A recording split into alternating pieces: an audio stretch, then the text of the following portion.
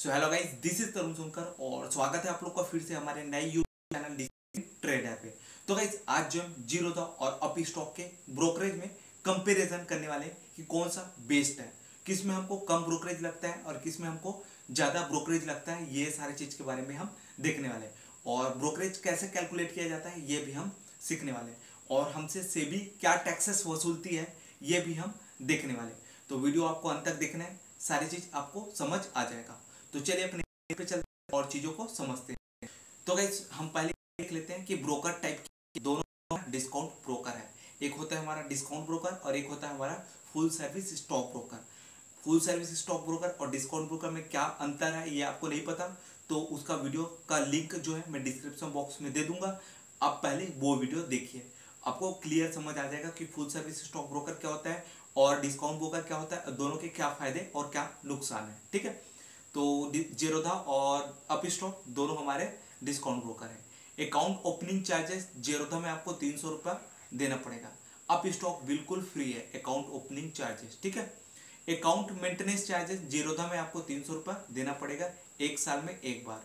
ठीक है guys, maintenance charges आपको एक साल में एक बार देना होता है और अप स्टॉक में आपको 249 रुपया देना पड़ेगा एक साल में एक बार। ठीक है, अब बात करते हैं ब्रोकरेज की। तो ब्रोकरेज में डिलीवरी में जो है हमारा ब्रोकरेज 0 है और अप स्टॉक में हमारा ब्रोकरेज है 0.25%। आप इसको फ्लैट भी करा सकते हैं। इक्विटी इंट्राडे में हमारा जो ब्रोकरेज है वो है 0.03%। आप इसको फ्लैट भी करा सकते हैं। फ्लैट कराएंगे तो 20 रुपया खरीदने का और 20 रुपया बेचने का। ठीक है, आप स्टॉक में भी फ्लैट करा सकते हैं, 20 रुपया खरीदने का और 20 रुपया बेचने का। और अगर आप फ्लैट नहीं कराएंगे तो इतना आपको देना पड़ेगा। और इससे कैसे कैलकुलेट करते हैं, ये जो हमारा ब्रोकरेज है इसको कैसे कैलकुलेट करते हैं ये मैं आपको बताने वाला हूँ, थोड़ा देर में बताने वाला हूँ। आपको वीडियो अंत तक देखना है, सारा चीज आपका क्लियर हो जाएगा। अब ऑप्शन की बात करें तो ऑप्शन में हमारा एक लॉट का 20 रुपये देना पड़ेगा जीरोधा में, 20 रुपये हमको देना पड़ेगा अप स्टॉक में। ठीक है, अब फ्यूचर की बात करें तो फ्यूचर में हमको देना पड़ेगा एक लॉट पे 0.03% और एक लॉट पे हमको देना पड़ेगा अप स्टॉक में 0.05%। इसमें भी आप फ्लैट करा सकते हैं, 20 रुपया एक लॉट का खरीदने और बेचने का। ठीक है, तो इस टाइप से रहता है। अब देख लेते हैं गाइस आपको मार्जिन क्या मिलने वाला है, आपको लीवरेज कितना मिलने वाला है। तो इक्विटी डिलीवरी में जीरोधा में आपको जो है कुछ भी मार्जिन नहीं मिलने वाला, जबकि अप स्टॉक में आपको 4 टाइम्स मार्जिन मिलने वाला है।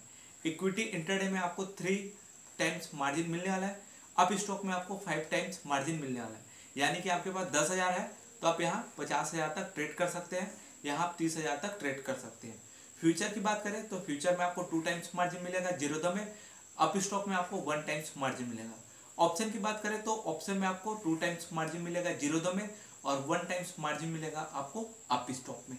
तो ये सारा चीज आप समझ गए होंगे। ठीक है, मतलब अब यहाँ इक्विटी इंट्राडे में अगर फ्लैट करा लेंगे तो कितना भी वॉल्यूम जनरेट हो आपको 20 रुपया खरीदने का और 20 रुपया बेचने का, 40 रुपया आपको देना पड़ेगा।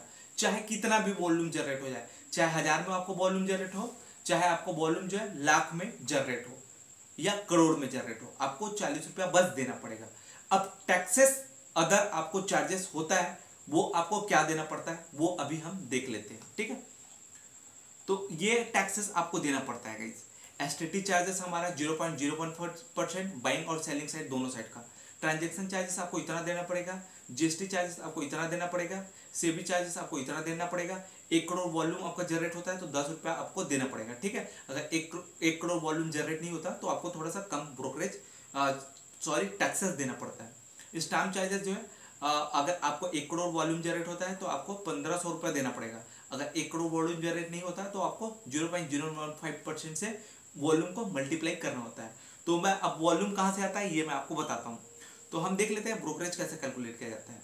तो हम एक एग्जांपल से समझते हैं। सपोज XYZ एक स्टॉक है जिसका कीमत है 100 रुपये। ठीक है, एक स्टॉक है जिसका कीमत है 100 रुपया, हमने 100 क्वांटिटी यहाँ से बाई कर लिया तो टोटल हमारा कितना वॉल्यूम जनरेट हुआ बाइंग साइड का 10,000।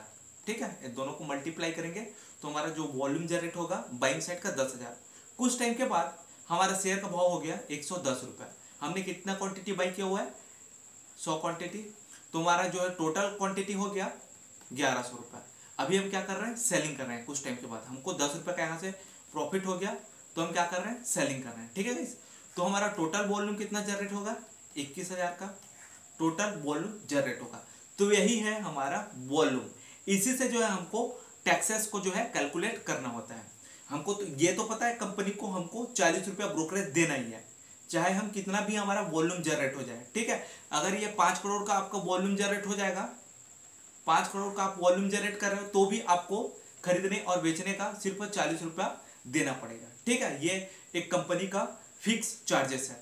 अब हमको टैक्सेस क्या देना होता है वो मैं आपको बताता हूं। तो चलिए इस टैक्सेस कैलकुलेट करते हैं।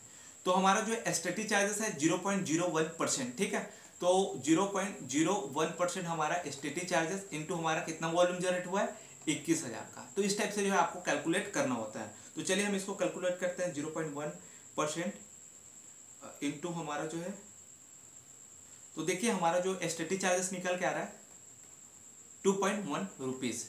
अब हमारा ट्रांजेक्शन चार्जेस है 0.0000345%। ठीक है, हमारा वॉल्यूम कितना जनरेट हुआ है, 21,000 का। तो इसको कैलकुलेट कर देते हैं।